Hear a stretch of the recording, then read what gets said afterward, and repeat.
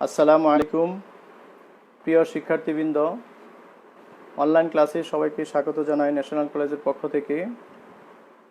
আজ আমি নবম দশম শ্রেণীর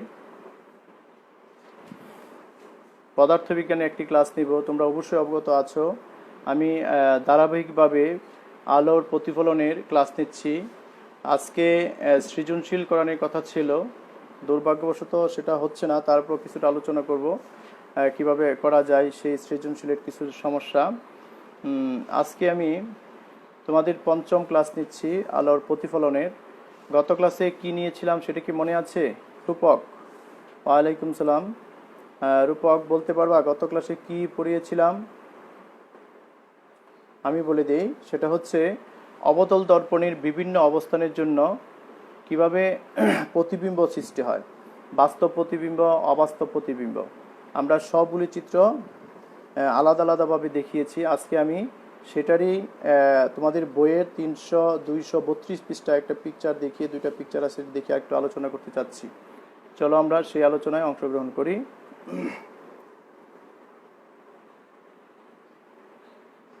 প্রথমেই দেখো, তোমাদের এই বইয়ের পেজে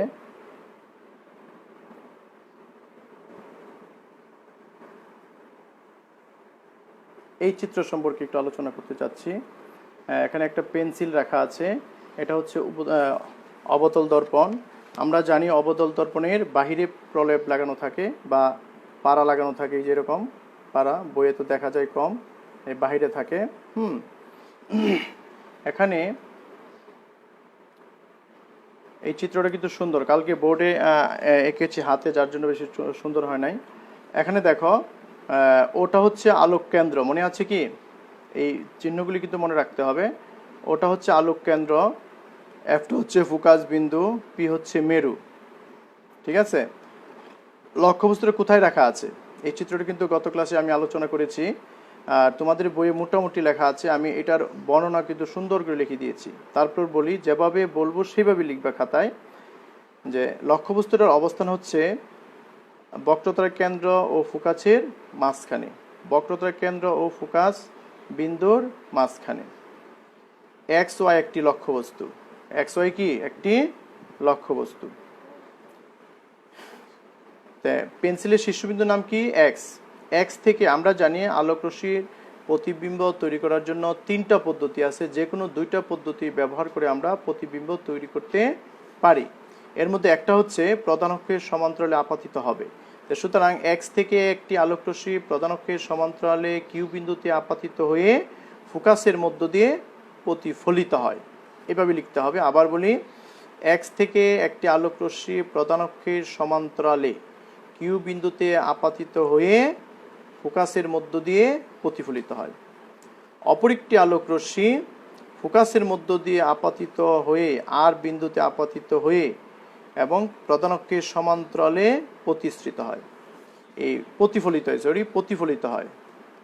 আপাতিত হয়ে কি হয়? প্রতিফলিত হয়। এই প্রতিফলক রশ্মিদ্বয় পরস্পর এক্স প্রাইম, এই উপরে দেখো একটা টান আছে, এক্স প্রাইম বিন্দুতে মিলিত হয়। সুতরাং এক্স প্রাইম হচ্ছে এক্স বিন্দুর বাস্তব প্রতিবিম্ব। ওয়াই থেকে আরেকটি আলোক রশ্মি প্রধান অক্ষের বরাবর যাবে, প্রধান অক্ষ বরাবরই ফিরে আসবে, এটাও কিন্তু লিখে দিতে হবে। এখন প্রধান এক্স প্রাইম থেকে প্রধান অক্ষের উপর এক্স প্রাইম ওয়াই প্রাইম লম্ব আঁকি। তাহলে এক্স প্রাইম ওয়াই প্রাইম হলো এক্স ওয়াই এর বাস্তব প্রতিবিম্ব। আজকে আমি বোর্ড ব্যবহার করতেছি না, এটা বিশেষ কারণে। তোমরা একটু দেখো, বইয়ের ভিতরে আছে চিত্রটা, সেটা একটু আলোচনা করে দিলাম। যে লক্ষ্যবস্তুটা কোথায় আছে?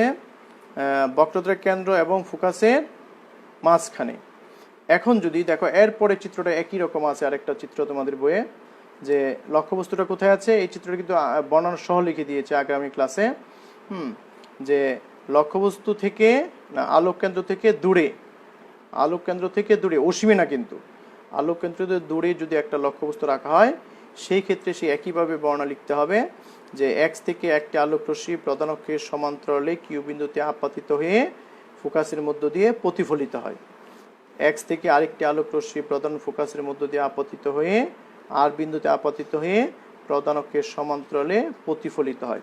প্রতিফলক রশ্মিদ্বয়, এখানে কিন্তু এস এস আছে, এগুলো নাম দেওয়ার কোনো প্রয়োজন নাই। প্রতিফলক রশ্মিদ্বয় এক্স প্রাইম বিন্দুতে মিলিত হয়। তা ওয়াই থেকে প্রধান অক্ষ বরাবর একটি আপতিত হবে, একই পথে ফিরে আসবে। ক্লিয়ার? তারপর এক্স প্রাইম বিন্দু থেকে প্রধান অক্ষের উপর এক্স প্রাইম ওয়াই প্রাইম লম্ব আঁকি। তাহলে এক্স প্রাইম ওয়াই প্রাইম হচ্ছে কি লক্ষ্যবস্তুর বাস্তব প্রতিবিম্ব। এখানে অবস্থানটা কোথায় দেখো, বক্রতার কেন্দ্র ফোকাসের মাঝখানে। যা আগে ছিল বিম্বটা লক্ষ্যবস্তু ছিল, লক্ষ্যবস্তুটা ছিল কোথায়, বক্রতার ব্যাসার্ধ ফোকাসের মাঝখানে, প্রতিবিম্ব হচ্ছে বক্রতার কেন্দ্র থেকে দূরে। আর এখন যদি লক্ষ্যবস্তু দূরে রাখা হয়েছে, যার জন্য প্রতিবিম্ব হয়েছে কি দর্পণের কাছে, আস্তে আস্তে কাছে চলে যাবে। আর লক্ষ্যবস্তু যখনই বক্রতার কেন্দ্রে রাখা হয়, এই বক্রতার কেন্দ্র বরাবর সোজা বরাবর রাখা হয়, তখন কি সমান হবে। সুতরাং এই জাতীয় প্রশ্ন আমরা আলোচনা করছি। এখন এই অধ্যায় থেকে আমরা যে সৃজনশীলগুলি আমরা কিভাবে করব সেই সম্পর্কে একটু আলোচনা করি। তাই প্রয়োজনীয় সূত্রগুলি একটু দেখি। দেখো যে প্রয়োজনীয় কি কি সূত্র ব্যবহার হতে পারে। যে 1/u, ইউটা কি লক্ষ্যবস্তু দূরত্ব, এই কথাগুলো আমি লিখে দিচ্ছি এখনই। আর 1/v প্রতিবিম্বের দূরত্ব, 1/f ফোকাস দূরত্ব। তারপর লেখা আছে m, mটা কি বিবর্ধন। তো বিবর্ধনের সংজ্ঞাটা একটু লিখে নিতে পারো যে লক্ষ্যবস্তুর তুলনায় প্রতিবিম্বের দৈর্ঘ্য কতটুকু বড় বা ছোট তার অনুপাতটাকেই বিবর্ধন বলে। অথবা লক্ষ্যবস্তুর দৈর্ঘ্য ও প্রতিবিম্বের দৈর্ঘ্যের অনুপাতকেই বিবর্ধন বলে, সেটা লিখলে হবে। অর্থাৎ লক্ষ্যবস্তু আর প্রতিবিম্ব তাদের দৈর্ঘ্যের যে অনুপাত, মানে কে বড় কে ছোট। যেমন আমরা কোথাও আগে দেখছি কি, যদি বক্রতার থেকে দূরে রাখি প্রতিবিম্ব ছোট হয়ে যায়, আর যদি বক্রতার কেন্দ্র থেকে ফোকাসের মাঝখানে রাখি প্রতিবিম্ব বড় হয়ে যায়। এই যে ছোট বড় হচ্ছে, সেটার যে অনুপাত সেটা হচ্ছে বিবর্ধন। ক্লিয়ার? তারপর তোমাদের কিন্তু সাধারণ আয়না, যে আমরা ড্রেসিং টেবিলে যে আয়না ব্যবহার করি সেই সম্পর্কে লাস্ট অংশে আছে, সেগুলো একটু নিজে নিজে পড়ে নিবে। তারপর নিরাপদ ড্রাইভিংয়ের জন্য আমরা বিজ্ঞান ক্লাসে পড়িয়েছি, নিরাপদ ড্রাইভিংয়ের জন্য সমতল দর্পণ ব্যবহার করি। আর একইভাবে সমতল দর্পণ ব্যবহারের একটা আছে, পাহাড়ি রাস্তার অদৃশ্য বাঘ দেখার জন্য আমরা সমতল দর্পণ ব্যবহার করি। আচ্ছা, আমি যদি একটা চিত্র আঁকি, যে এই যে তিনটা সূত্র ব্যবহার করা হলো, এই তিনটা সূত্র কোনটা কি সেটা বোঝার জন্য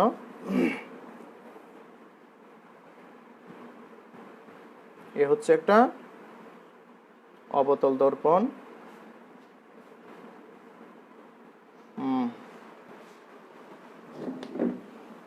যাকে কেন্দ্র করে আমরা প্রতিবিম্বটা অঙ্কন করব। আচ্ছা, একটু এইদিকে নিলে তো হয় না, মোবাইলের ছায়া পড়ে। আচ্ছা, যাকে কেন্দ্র করে আমরা অর্ধবৃত্ত বৃত্তচাপ এঁকেছি, সেটা হলো বক্রতার কেন্দ্র। আর এটা হচ্ছে মেরু, আর মেরু এবং বক্রতার কেন্দ্রের মাঝখানে যে বিন্দু সেটা হলো ফোকাস বিন্দু, তাই না? আচ্ছা, লক্ষ্যবস্তু যদি আমি সি থেকে দূরে রাখি, আচ্ছা, প্রধান অক্ষের সমান্তরালে যায়, ফোকাসের মধ্য দিয়ে প্রতিফলিত হয়। আর এটা কি ফোকাসের মধ্য দিয়ে যায়, আপতিত হয় এবং প্রধান অক্ষের সমান্তরালে ফিরে আসে। উহা পরস্পর, এটার একটা নাম দিই,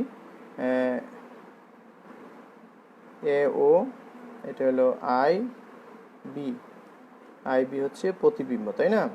আচ্ছা, এইটুকু আমি দেখাইলাম এখানে। আর সি এফ, এখানে দেখো যে ইউটা কি, ইউটা হচ্ছে, আমি বর্ণটা পাশে লিখি, যে ইউটা হচ্ছে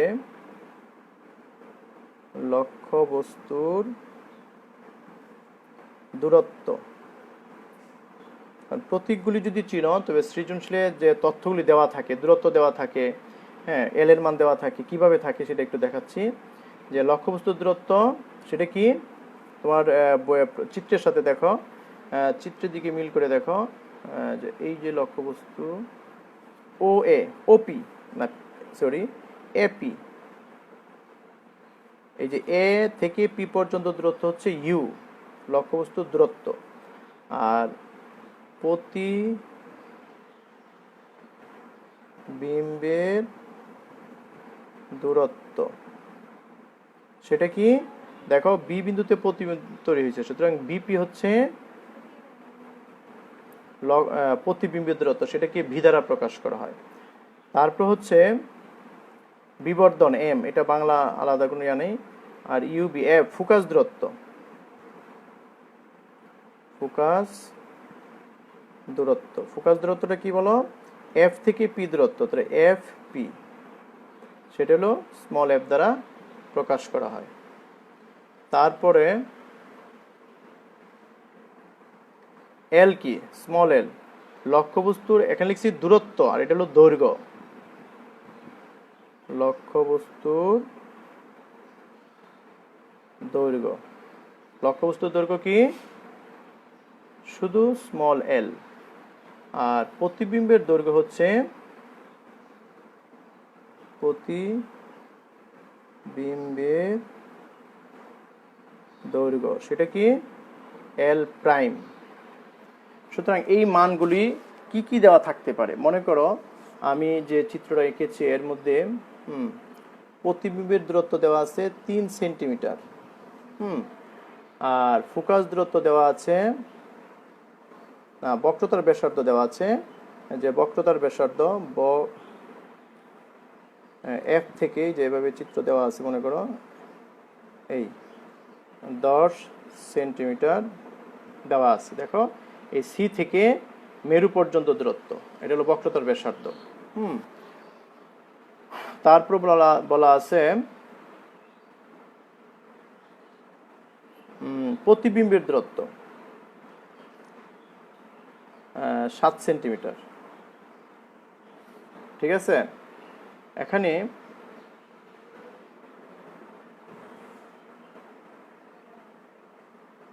এখানে বলবে লক্ষ্যবস্তুর দূরত্ব কত, ইউ। গতে প্রশ্ন বলতে পারে যে লক্ষ্যবস্তুর দৈর্ঘ্য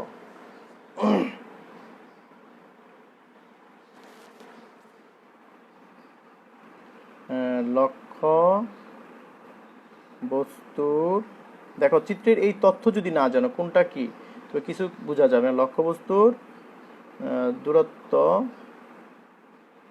ও দৈর্ঘ্য নির্ণয় করো, দৈর্ঘ্য নির্ণয় করো।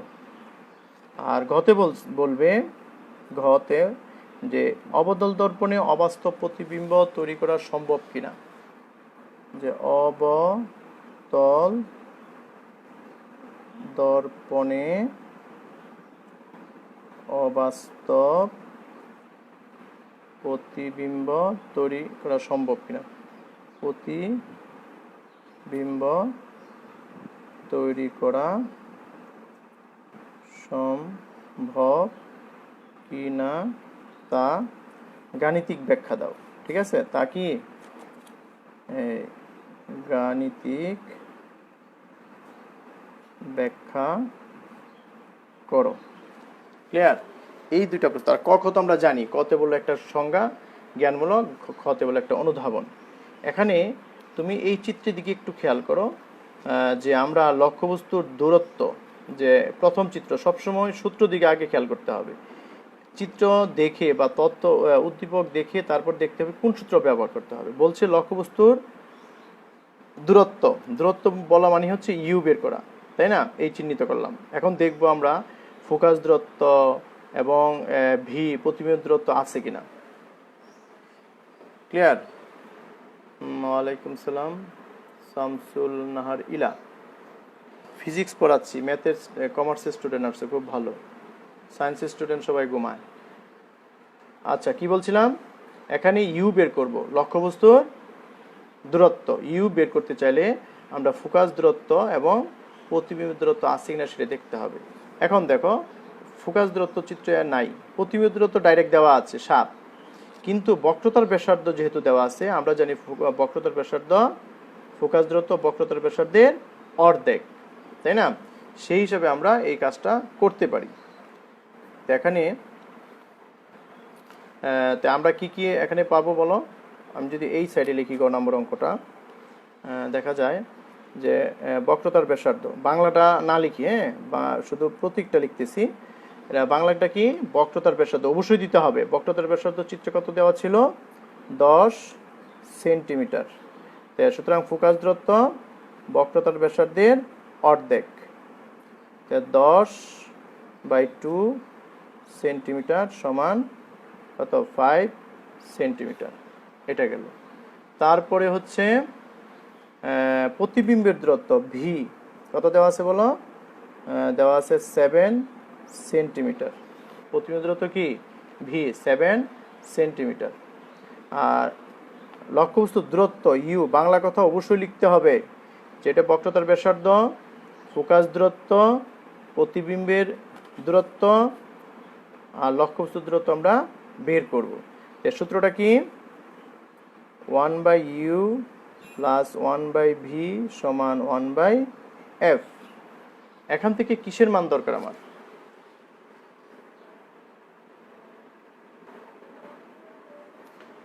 1/u বের করবো, তাই না? যেহেতু 1/u বের করবো, 1/uটা ঠিক রাখা হলো। 1/f এর মান কত, f এর মান কত ছিল 5, প্লাস মাইনাস হয়ে যাবে, পক্ষান্তর করলে 1/bটা ওই পাশে মাইনাস হয়ে যাবে। 1/v এর মান কত, ভির মান 7, লসাগু কত হবে, 5 7 35, 7 মাইনাস 5 কত হলো, 2/35। সুতরাং এটা কি করতে হবে, কি করতে হবে, এখানে 1/u পাইছি 2/35, সুতরাং উল্টায় দিলে কি হবে, u সমান 35/2 এখন সেন্টিমিটার। সুতরাং যখন লিখছি তখন কিন্তু একক লিখে দিবা, এর আগে একক লেখার কোনো প্রয়োজন নেই। কত, 17.5 সেন্টিমিটার। এটা হচ্ছে প্রতিবিম্বের দূরত্ব। ঠিক আছে, বোঝা যাচ্ছে তো? আমরা প্রতিবিম্বের দূরত্ব বের করার জন্য প্রথমে আমরা সূত্র কি হবে সেটা দিকে খেয়াল করতে হবে, তারপর আমরা মানগুলি বসায় দিব। এরপরে কি বের করতে বলছি, যে দৈর্ঘ্য বের করতে, লক্ষ্যবস্তুর দৈর্ঘ্য, দৈর্ঘ্য মানে কি, স্মল এল। দেখো এখানে দৈর্ঘ্য বের করতে বলছি, দৈর্ঘ্য বের করতে সূত্র কি, বিবর্ধন এম, এম দরকার। আর প্রতিবিম্বের, এটা প্রতিবিম্বের দৈর্ঘ্য হবে, লক্ষ্যবস্তুর দৈর্ঘ্য তো দেওয়াই আছে, তাই না? এখানে প্রতিবিম্বের দৈর্ঘ্য লেখো, প্রতিবিম্বের দৈর্ঘ্য। ঠিক আছে, প্রতিবিম্ব দৈর্ঘ্য সূত্রটা কি, এখন তুমি একটু খেয়াল করো, সূত্রগুলি খেয়াল করো, যে স্মল এল, এল প্রাইমটা বের করতে বলছি। আর স্মল এল কিন্তু দেওয়া আছে 3 সেন্টিমিটার, দেখো যে 3 সেন্টিমিটার আছে। আর বিবর্ধনে এম দরকার, তো এম কিন্তু উদ্দীপকে নাই। সেই এম বের করার জন্য যদি আমি দ্বিতীয় সূত্রটা ব্যবহার করি, মাইনাস v/u, কারণ ভির মানও আছে, ইউ এর মান দেওয়া আছে, তাই না? এখানে যদি আমি বসায় দিই, তে খুব সহজেই আমরা এম এর মান পাবো। এম এর মান যদি পাই, এটা তার মানে কি 2 নাম্বার 3 নাম্বার সূত্র ব্যবহার করে এই অঙ্কটা আমরা করতে পারি। এখানে ইউ এর মান কত, 17.5 সেন্টিমিটার, আর ভির মান কত, 7 সেন্টিমিটার। আচ্ছা, আমি পরের পেজে লিখি। বাকি অংশটা করার জন্য আমরা কি লিখব, ইউ 17.5, এটা না লিখলেও হতো, আমি এখানে লিখে নিচ্ছি, ভি কত, 5 সেন্টিমিটার, আর স্মল এল 3 সেন্টিমিটার।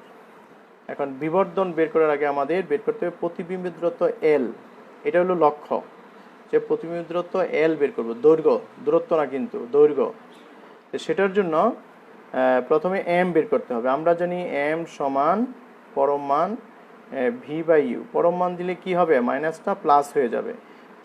ভির মান কত ছিল 5, ইউ এর মান কত 17.5। আর বিবর্ধনের কোনো একক হবে না, বিবর্ধনে কি হবে না, একক হবে না। কেন হবে না, উপরে সেন্টিমিটার নিচে সেন্টিমিটার কাটা যাবে। 5/17.5 কত হয়, 0.286। 57 আছে, 7 এর জন্য আমি 1 যোগ করে দিলাম। ঠিক আছে, এখন তুমি বিবর্ধনের যে সূত্র, বিবর্ধনের আরেকটা যে সূত্র আছে, এম সমান small M prime by L, বা আমরা বের করব কিসের মান, এল প্রাইমের মান। এল প্রাইম সমান কি এম এল, এম এর মান কত 0.286, এল এর মান কত ছিল 3। এখন কিন্তু আমরা সেন্টিমিটার লিখব, কারণ কি স্মল এল এর লক্ষ্যবস্তুর দৈর্ঘ্য এর মান কিন্তু সেন্টিমিটার এককে আছে। এখন গুণ করে দাও 0.286 ইন্টু 3,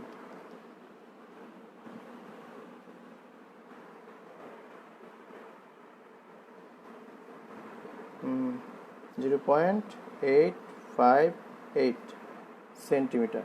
তার মানে বিবর্ধনটা কি, আমরা যদি চিত্র দিকে এখন তাকাই যে লক্ষ্যবস্তুর দৈর্ঘ্য যে ছিল 3 সেন্টিমিটার, আর প্রতিবিম্বের দৈর্ঘ্যটা কি হয়ে গেল, একবারে ছোট হয়ে গেছে। 0.286 ইন্টু 3, 1 সেন্টিমিটার চেয়ে ছোট হয়ে গেছে। ক্লিয়ার? একটা হচ্ছে তোমাদের একটা বাস্তব উদাহরণ দেখালাম যে এইভাবে চিত্রগুলি আছে। আর তোমরা অবশ্যই যে আগের প্রতীকগুলি দেখিয়েছি, কোনটা ইউ, কোনটা বি, কোনটা L, small L, small L prime, সেগুলো কিন্তু আগে মনে রাখতে, ফোকাস দূরত্ব, বক্রতার ব্যাসার্ধ, সেই অংশটুকু ভালো করতে হবে। আর ক নম্বরে বলছিলাম কি যে অবতল দর্পণে অবাস্তব প্রতিবিম্ব তৈরি করা সম্ভব কিনা। তো সেটা অবশ্যই সম্ভব। আমরা চিত্র গত ক্লাসে আমরা দেখিয়েছি, চতুর্থ ক্লাসে আমি চিত্রটা একটু অঙ্কন করতেছি, একটু দেখো যে অবতল দর্পণ, বাইরে প্রলেপ লাগাইতে হবে, আর এটা হচ্ছে বক্রতার কেন্দ্র, এটা হচ্ছে ফোকাস বিন্দু। এখন বলো কোথায় রাখলে অবাস্তব হবে, ফোকাস এবং মেরু এর মাঝখানে, তাই না? ফোকাস এবং মেরুর মাঝখানে যদি লক্ষ্যবস্তু রাখি তখনই কি অবাস্তব প্রতিবিম্ব হবে। দেখো আমি সহজভাবে একটু দেখাই দিই। এ হলো লক্ষ্যবস্তু, প্রধান অক্ষের সমান্তরালে যাবে, ফোকাসের ভিতর দিয়ে কি হবে, প্রতিফলিত হবে। আবার তারপর কি হবে, আলোক কেন্দ্র দিয়ে যাবে, আপাতিত হবে এবং আলোক কেন্দ্র দিয়েই প্রতিফলিত হবে। এই প্রতিফলিত রশ্মিদ্বয় পিছন দিকে যদি আমরা বর্ধিত করি, এরকম বর্ধিত যদি করি, তখন কি কোথাও মিলিত হবে। আর অপসৃত রশ্মি কোনোদিনই মিলিত হবে না। এখানে মিলিত হলো, আমি হাতে আঁকছি, তোমরা একটু স্কেল দিয়ে আঁকবা, আই বিন্দুতে মিলিত হবে। সুতরাং আই বিন্দুটা হচ্ছে কি, এখানে যদি আমি একটা এ ও দেই, ও বিন্দুর বাস্তব প্রতিবিম্ব, ও থেকে আই থেকে প্রধান অক্ষের উপর আই বি লম্ব আঁকি, আই বি হচ্ছে একটা অবাস্তব প্রতিবিম্ব। অবাস্তব প্রতিবিম্বর প্রকৃতিটা কিরকম হবে, অবস্থানটা কোথায় হবে, যে পাশে লক্ষ্যবস্তু আছে তার বিপরীত পাশে।